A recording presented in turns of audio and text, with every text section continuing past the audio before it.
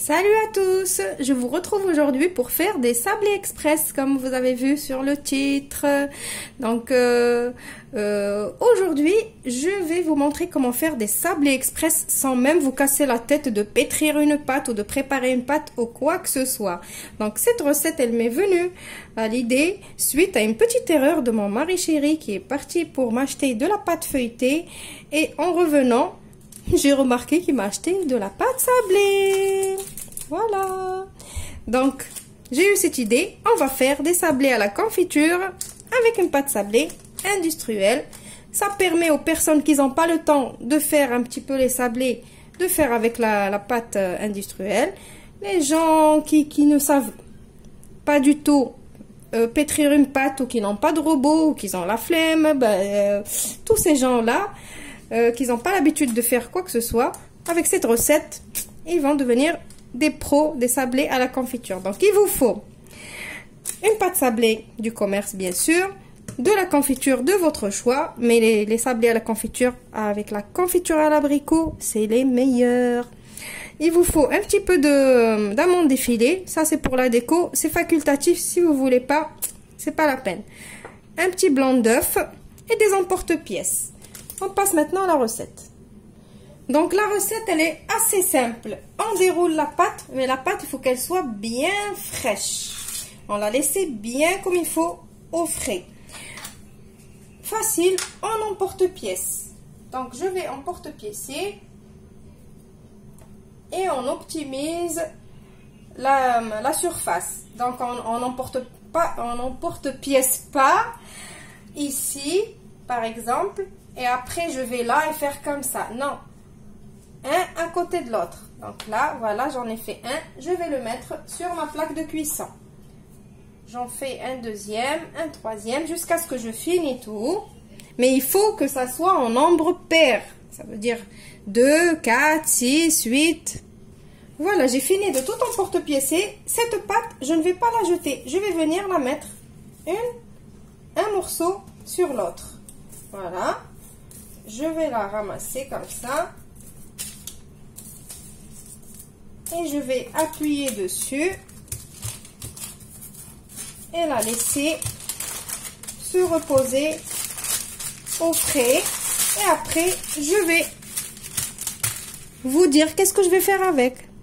Maintenant, je vais prendre un petit emporte-pièce encore plus petit. Et je vais venir faire un petit trou sur 1 sur 2 des petits rangs que j'ai fait. Donc je vais prendre par exemple lui je fais pas, lui je fais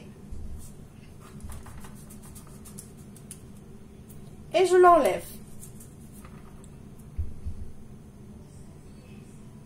Voilà, et je laisse celui-là comme ça. Je fais 1 sur 2. Voilà, donc bien évidemment, la pâte que je vais enlever encore, je vais la garder de côté. Maintenant, je vais venir prendre mon blanc d'œuf avec le petit bout de mon doigt. Je vais venir mettre un petit peu de blanc d'œuf sur là où j'ai fait le petit trou. Et je vais venir disposer quelques amandes effilées. Voilà, comme ça.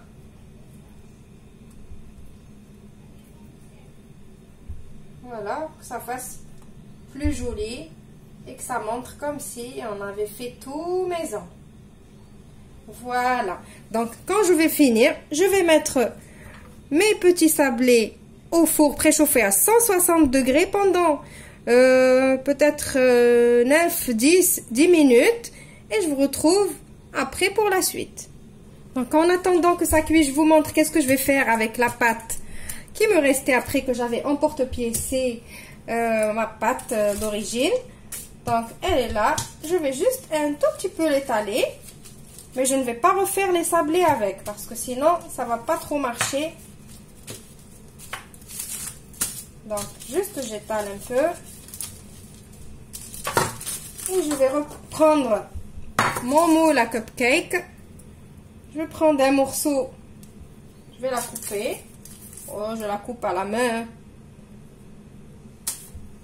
Comme vous voulez. Voilà. Et je vais venir Juste façonner comme ça à la main. À la mettre ici. Et continuer de faire comme ça à main avec le bout de mes doigts. Et faire des petits fonds de tartelettes. Et je vais les faire cuire à blanc. Je vais les piquer, les faire cuire à blanc. Et les garder pour faire des petites tartelettes. Voilà, on ne jette rien. Alors maintenant pour coller nos petits sablés, j'ai mis un petit peu de confiture dans un verre qui va au micro-ondes. Je vais le passer une toute petite minute au micro-ondes et je vous retrouve après. Donc voilà, ma confiture elle est devenue bien liquide au micro-ondes. Maintenant moi juste, j'adore avoir la couleur rouge dans les biscuits à la confiture. Si vous avez du colorant, vous pouvez en rajouter un petit peu dans votre confiture. Ça donne une jolie petite couleur rouge. Voilà. Donc maintenant pour coller, on prend juste un tout petit peu de confiture. Quand on colle, on met pas beaucoup de confiture. On met juste un peu sur tout le biscuit. On vient coller. Vous allez voir que c'est vide. Et je vais vous montrer pourquoi je fais comme ça. Donc je colle le tout. Alors maintenant que j'ai tout collé, vous allez remarquer que c'est vide. Pourquoi? C'est fait exprès. C'est une des astuces des professionnels qui font ces petits gâteaux. Ils collent avec pas beaucoup de confiture et après à la fin on vient prendre le reste de la confiture qui a bien refroidi et on en met juste ici au milieu. Comme ça. C'est pour ça que vous voyez qu'il y a ici beaucoup plus de confiture parce que vous savez, comme moi, vous, certainement, quand on fait ces biscuits, ces sablés à la confiture, qu'est-ce qu'on fait? On met beaucoup de confiture avant de coller l'une sur l'autre. Et quand on appuie dessus, il y a toute la confiture qui déborde sur les côtés et tout. Alors qu'avec cette astuce, eh ben pas du tout. Regardez, le résultat, il est nickel. Donc je finis tout et je vous retrouve pour le résultat final. Voilà, j'espère que l'idée d'aujourd'hui vous a plu. Alors j'avais promis que j'allais arrêter les gâteaux, mais bon, vu les circonstances, je l'ai pas fait exprès. Donc voilà, j'ai juste saupoudré un tout petit peu de sucre glace, oui c'est ça, sucre glace, juste léger, mais vraiment léger, léger, léger. Vous voyez, regardez. On dirait pas que je les ai faites entièrement maison. Hein? Répondez-moi aux commentaires et dites-moi oui ou non. Est-ce qu'ils ressemblent à ceux qu'on fait vraiment à la maison ou à ceux qu'on achète même au commerce? Regardez.